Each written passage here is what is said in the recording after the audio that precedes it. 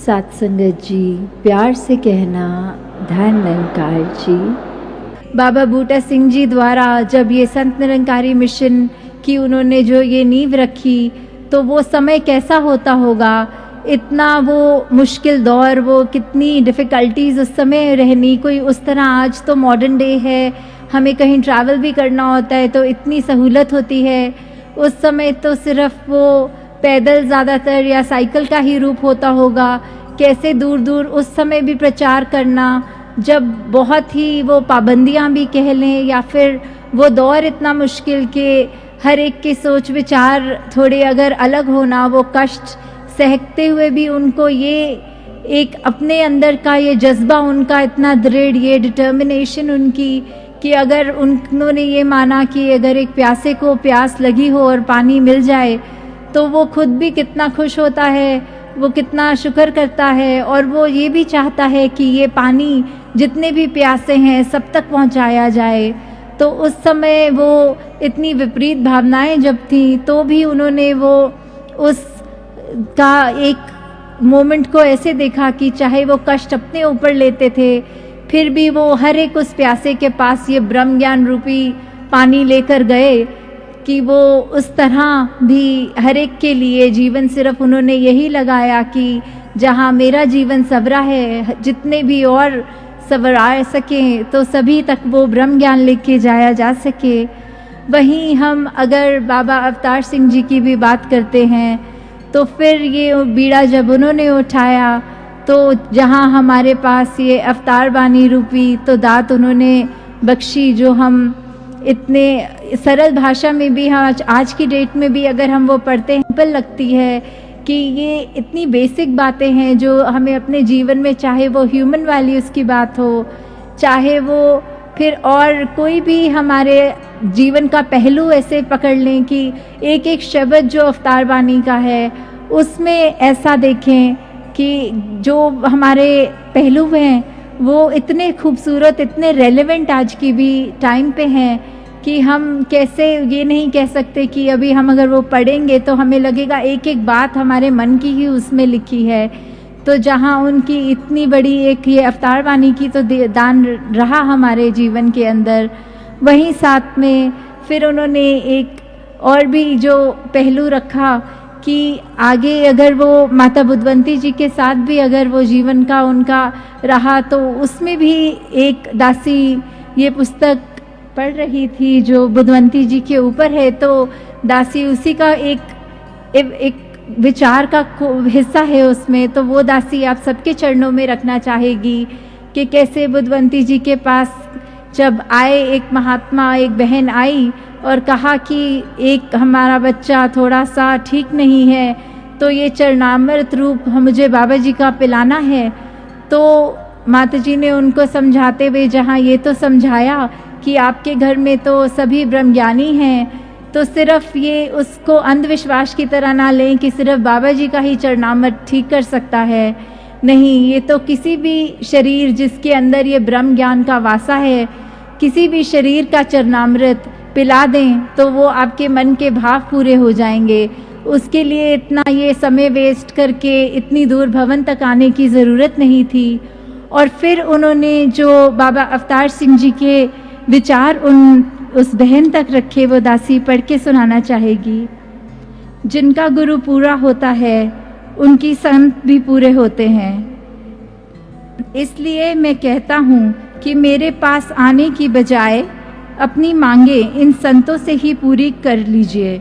संसारिक पदार्थ चाहें या संसारिक दुख को दूर करना हो तो भी इन संतों के चरण धोकर पिएं, सारे कार्य ठीक हो जाएंगे।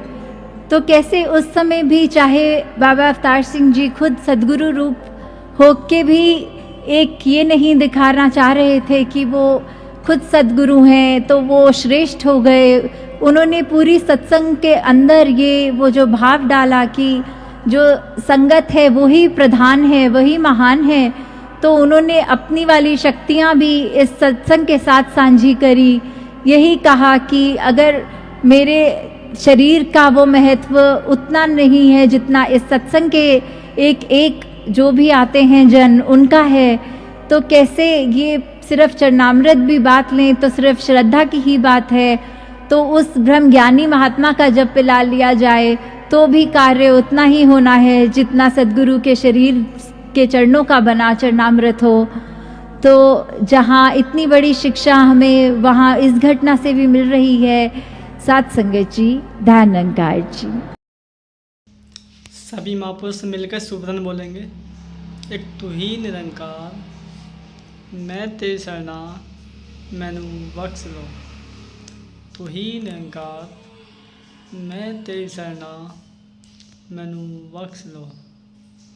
तू ही निरंकार, मैं तेरी शरणा मैनू बख्श लो।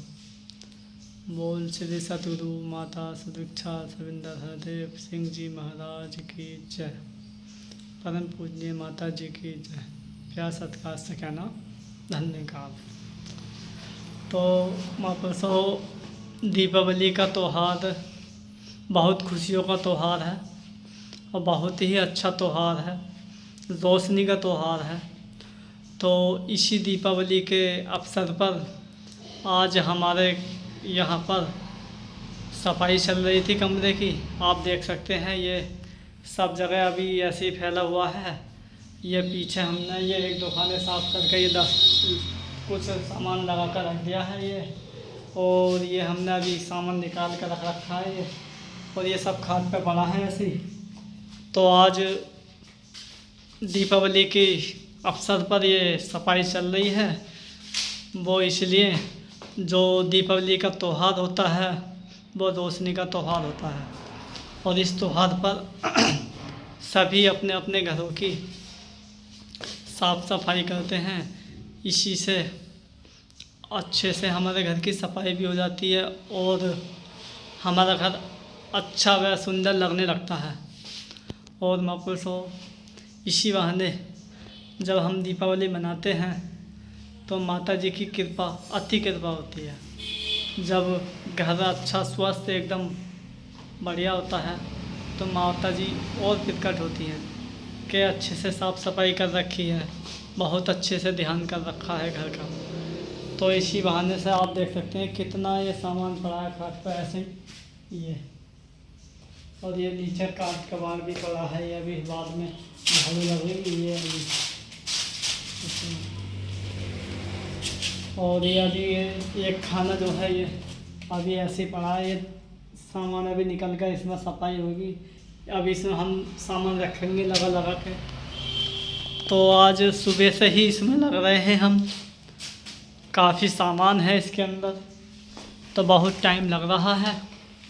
तो आपने तो सभी ने कर ली होगी सफाई अपने अपने घरों की, हो सकता है न भी कुछ महापुरुषों नहीं करी होगी। तो आज हम अपने घर के बारे में यही बता रहे हैं कि दीपावली के त्यौहार पर किस तरह से साफ़ सफाई होती है और क्यों करनी चाहिए। दीपावली के इस त्यौहार पर राम जी की पूजा होती है और दीपावली पर ही बहुत अच्छा लगता है। ये जो त्यौहार है रोशनी का त्यौहार कहा जाता है। घर घर दिए जलते हैं, जैसे बिना दिए के रोशनी नहीं हो सकती, वैसे ही हमारे घर में बिना साफ़ सफाई के ही घर में कभी जगमग जगमग नहीं हो सकता। तो ऐसे ही हमें अपने घर को स्वच्छ बनाने के लिए अच्छे से साफ़ सफाई करनी बहुत ज़रूरी है। तो आज के लिए बस इतना ही। और आज है धनतेरस, जो कि 18 तारीख है आज की 10वें महीने की, और शायद 20 तारीख की दीपावली है, 21 तारीख की गोवर्धन पूजा और 22 तारीख की भैया दूज है। तो आज हम जो सफाई कर रहे हैं वो धनतेरस वाले दिन सफाई कर रहे हैं, आप देख सकते हैं। बाकी आपको हम अगली वीडियो में बताएंगे। महापुरुषों, धन्यवाद।